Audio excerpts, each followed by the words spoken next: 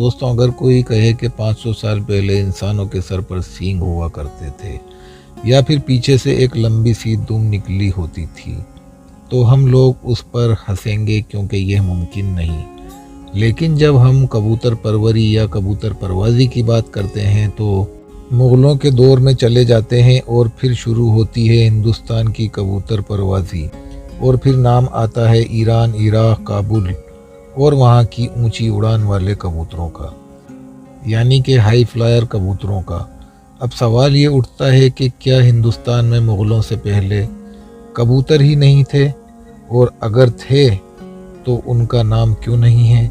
ऐसा नहीं है कि मुग़लों से पहले हिंदुस्तान में कबूतर ही नहीं थे, बल्कि हिंदुस्तान के राजा भी कबूतरों को पसंद किया करते थे और मैसेंजर की शक्ल में उसे इस्तेमाल किया करते थे।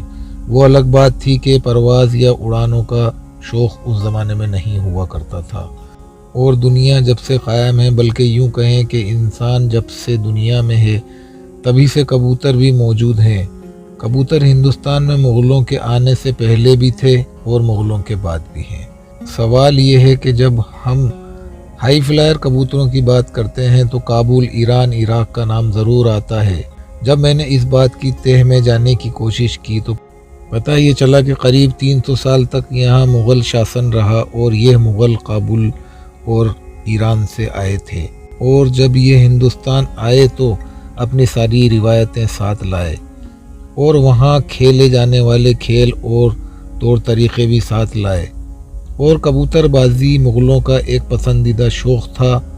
उस ज़माने में टीवी, कंप्यूटर, मोबाइल वग़ैरह तो होते नहीं थे, इंटरटेनमेंट के यही ज़रिए हुआ करते थे। और ईरान, इराक़, काबुल से जो कबूतर आए उनमें इराक़ी टिम्बलर और हरे, काले, लाल और सफ़ेद कबूतर थे, और जो हिंदुस्तान के कबूतर थे उन कबूतरों में इन्हें गिरोस कर हिंदुस्तान के ज़हीन और काबिल उस्तादों ने एक से बढ़कर एक नस्ल तैयार की और दुनिया में मशहूर हुई। और इन कबूतरों की वजह से हिंदुस्तान के कई ज़िलों, शहरों का दुनिया में नाम रोशन हुआ, जिसमें ख़ास तौर पर उत्तर प्रदेश और टोंक राजस्थान का बड़ा मकाम रहा।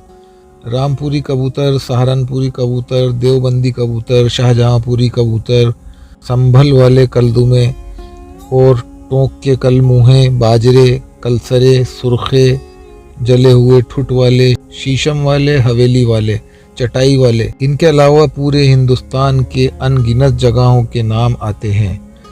चलिए तो दोस्तों, अगर आपको और डिटेल जाननी है तो पार्ट 2 लिखें कमेंट बॉक्स में। मैं इसके आगे की भी बहुत सी बातें हैं जो मैं आपको बताऊंगा। चैनल को सब्सक्राइब नहीं किया तो चैनल को सब्सक्राइब कर दें ताकि आपको हर आने वाली वीडियो का नोटिफिकेशन मिल जाए। और इसी के साथ मुझे यानी कि रिजवान अली साबरी को इजाज़त दें। तो दोस्तों, अल्लाह हाफिज़, गुड बाय, नमस्कार। फिर मिलेंगे किसी और